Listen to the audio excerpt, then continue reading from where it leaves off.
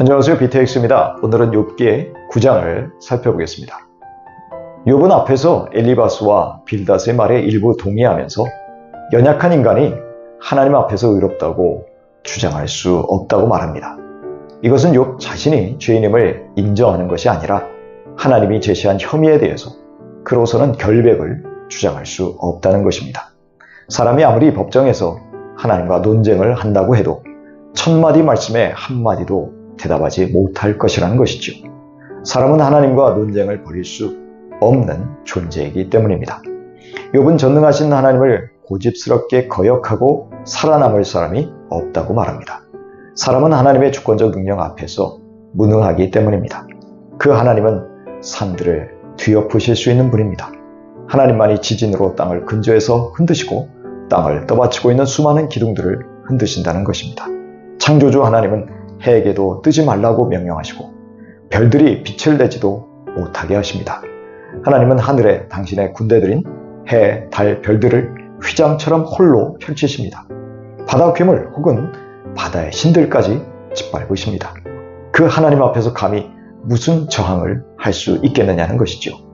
하나님은 계절을 알려주는 별자리들인 북두칠성, 삼성, 묘성, 남방의 밀실을 만드셨다고 설명합니다. 이처럼 하나님은 사람이 측량할 수 없는 큰 일을 하시며 하나님만이 행하실 수 있는 놀라운 기적들을 행하시는 분이라는 것이죠. 사람은 하나님이 곁이나 앞에서 지나가셔도 볼 수 없고 깨닫지도 못하는 영이시라고 말합니다.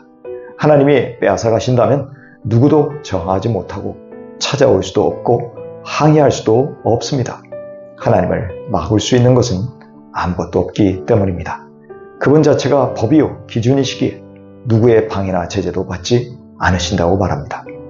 하나님은 바다 괴물들 중 하나인 라합을 돕는 적대적 무리들도 무릎 꿇리고 지배하신다는 것입니다. 그런데 어찌 감히 자신을 고발하신 하나님께 저항할 수 있겠느냐고 말합니다. 엄청난 능력의 하나님 앞에서 욥은 자신의 입장을 변호할 수 없기에 그저 할 수 있는 일은 하나님의 은총을 비는 것뿐이라는 것이죠. 설령 그가 하나님께 말한다고 하더라도 하나님이 그 소리를 들으실지 의심하고 있습니다. 하나님이 머리털 한 가닥만한 하찮은 일로도 자기를 가혹하게 짓누르시고 자신도 모를 이유로 많은 상처를 입히시기 때문입니다. 하나님은 자기에게 숨 돌릴 틈도 주시지 않고 쓰라린 고통만 안겨주시니 막강한 하나님 앞에서 자기 입장을 설명할 수조차 생각할 수 없다는 것입니다. 욥은 자신이 아무리 옳더라도 하나님 앞에서 자기만 불리해주고 해명한들 그것 때문에 도리어 결과만 비참하게 된다고 말합니다. 자신의 결백을 입증할 수도 없다고 말한 이유는 하나님은 판결의 기준도 없는 폭군으로 불신하고 있기 때문입니다. 그래서 부당한 처지에 있더라도 입을 다물 수밖에 없다는 것입니다. 욥은 불합리한 재판장이신 하나님 앞에서 좌절하고 있습니다. 그는 확신을 잃고 혼란스러울 뿐 아니라 삶에 대한 의지를 상실할 정도라는 것이죠. 욥은 급기야 하나님의 정의 기준이 엉망이 되었다고 말하고 하나님을 선과 악조차 구별 못하시는 분으로 묘사하고 있습니다. 하나님은 죄 없는 사람들이 갑작스러운 재앙으로 죽게 되었는데도 동정심마저 버리시고 비웃으신다고 말하고 있습니다. 오히려 하나님이 악한 권세자, 왜곡된 재판을 하는 재판관의 손을 들어주신다는 것이죠. 욥은 하나님이 세상의 부조리함을 당신이 직접 만드시거나 방관하신다며 불만을 토로합니다.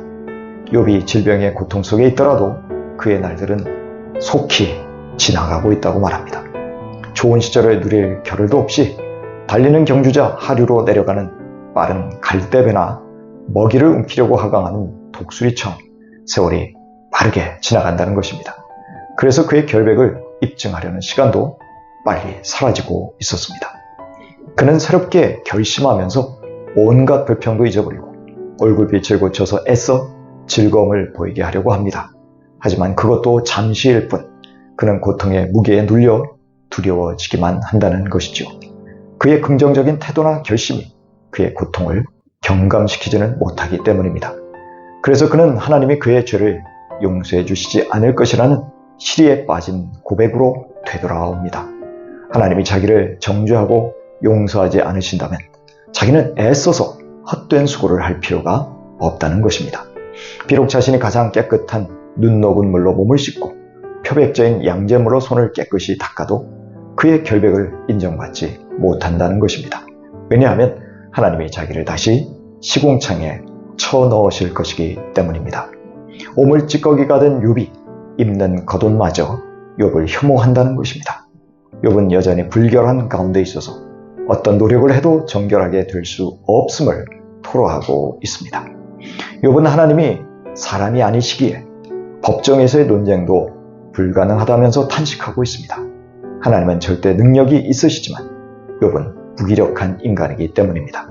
그래서 욥은 중재자, 자신의 결백을 말해줄 사람을 필요로 하지만 그럴 사람이 없다고 안타까워하고 있습니다. 욥에게 소원이 있다면 일방적으로 그를 내리쳤던 막대기가 제거되는 것입니다. 그리하여 그가 더 이상 공포에 떨지 않기를 바라고 있습니다. 그래야 그가 두려움 없이 자신을 변호할 수 있다는 것이죠. 그러나 하나님이 욥을 계속 몰아치고 계시기에 자기 스스로의 능력으로 그렇게 할 수 없다는 것입니다. 하나님과 자신 사이에 중재자가 꼭 필요하다며 아쉬워하고 있습니다. 욥은 자신을 이해해주지 못하는 친구들과의 논쟁 속에서 하나님에 대한 왜곡된 생각들이 그의 마음을 뒤흔들고 있었습니다. 우리도 욥과 같은 상황 속에서 하나님에 대한 부정적인 마음을 가질 수 있습니다. 그럴 때 우리는 하나님에 대한 올바른 시각을 회복해야 할 필요가 있습니다. 베드로전서 5장 6절 이하입니다. 그러므로 여러분은 하나님의 능력의 손 아래로 자기를 낮추십시오.